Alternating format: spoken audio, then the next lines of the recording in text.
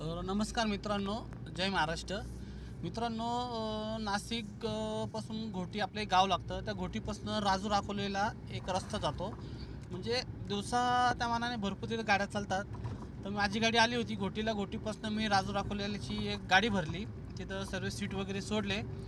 तर तिथून काही लोक असे रस्ते एक फाटा त्या देवरगाव एक फाटा, तर लोक रस्त्यावर बसलेले.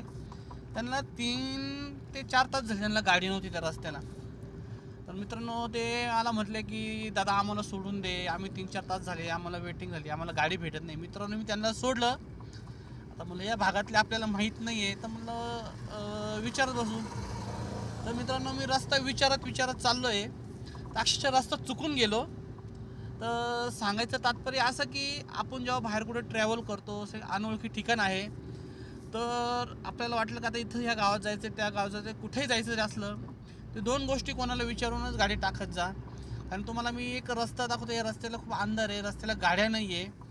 मग असं अनोळखी ठिकाणी डायरेक्ट गाडी टाकायची, डायरेक्ट जायचं तर पंचायत होते. मग तुम्हाला रस्त्याचा अंदाज दाखवतो. तुम्ही कुठेही जा तर 2 गोष्टी विचारून जा. म्हणजे कसं आपल्याला आपल्याबरोबर फॅमिली असते, आपल्या रस्त्यात कुठे प्रॉब्लेम नको.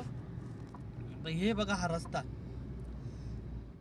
मित्रांनो, मी जवळजवळ 15 किलोमीटर झाले चालतोय.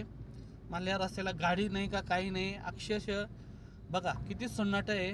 हे बघा आजूबाजूला कोण नाही, काही नाही. मी गाडीतला टॉर्च लावून बसलो आहे. हे बघा माझी गाडी पूर्ण एमटी आहे आणि मी गाडी पण चालवतो आहे.